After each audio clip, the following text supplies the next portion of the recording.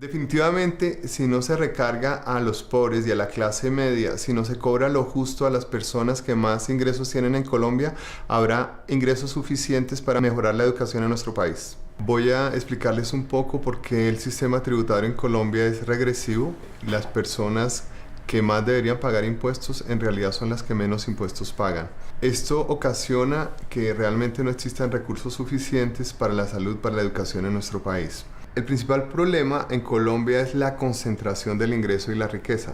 En el año 2014, con cifras del Banco Mundial, Colombia fue el tercer país más inequitativo del mundo.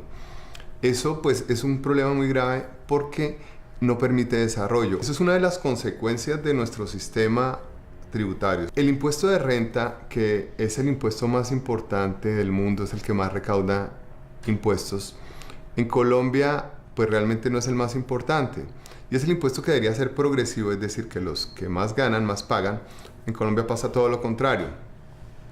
En el año 2013, que es el último año en que nosotros tenemos cifras, pudimos determinar que de cerca de 2 millones de personas que tenían que declarar renta, que es solo el 8% de las personas económicamente activas, 150.000 personas de estas, que eran los más ricos, que eran los que presentaban declaración de renta, estas personas tuvieron unos ingresos promedio de 544 millones, mientras que las personas que no estaban obligadas a llevar contabilidad, que eran el resto, que eran los asalariados y las personas independientes, tuvieron ingresos cercanos a 75 millones de pesos. Es decir, que las personas de mayores ingresos tuvieron un 720% con relación a los asalariados. Uno esperaría que el impuesto se pagara de la misma forma, pero pasó al contrario, que los asalariados pagamos un 620% con relación a los que más habían recibido mayores ingresos. Entonces, eso nos demuestra que hay una inequidad muy grande en el sistema tributario colombiano. Esta última reforma tributaria volvió el sistema aún más inequitativo, más regresivo. Nosotros hicimos un ejemplo donde hay 4 personas que tienen los mismos ingresos, 71 millones de pesos. Y cada uno tenía esos ingresos por actividades diferentes. Por ejemplo, el primero tuvo sus ingresos por dividendos, por arriendos y por salarios.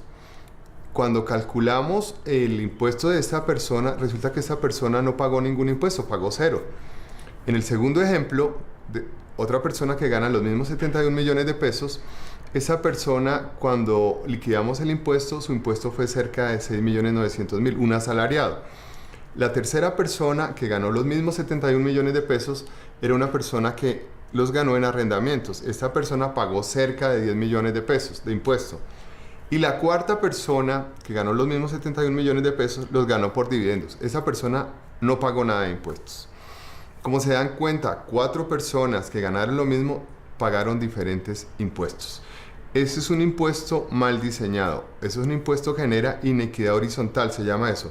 Cuando todas las personas ganan lo mismo y pagan diferente impuesto, se llama inequidad horizontal y significa que el impuesto está mal diseñado, que el sistema está mal hecho. ¿Qué es lo que tenemos que hacer para obtener más recursos para la educación y para la salud a través de los impuestos? Entonces, lo primero que tenemos que hacer es gravar los dividendos que reciben las personas más ricas del país de una manera real y no con los beneficios actuales que hacen que esta medida sea inocua. O sea, lo que hizo el gobierno para modificar el sistema tributario, demostrar que iban a cobrar impuestos sobre dividendos, la verdad es que eso no sirvió para absolutamente nada. Se debe volver a restablecer el impuesto a la riqueza, es decir, a los giros que hacen las empresas extranjeras cuando pagan las utilidades, reciben sus utilidades y las pagan al exterior. También se debe otra vez reimplantar el impuesto a la riqueza. Lo pagaba una décima parte del 1% de la población en Colombia. Eso genera un recaudo importante y también hay que restablecerlo. Se debe, de otra parte, pagar el impuesto a las herencias con relación a las tarifas que cobran los países desarrollados, como Japón, que es el 55%, debemos modificar eso porque es otra fuente importante de recursos y genera mayor equidad en Colombia. Se deben prohibir los giros de dinero hacia paraísos fiscales y desde paraísos fiscales, incluido Panamá. Con Panamá, se dice que en Panamá la inversión financiera de los colombianos en Panamá es cerca del 33%.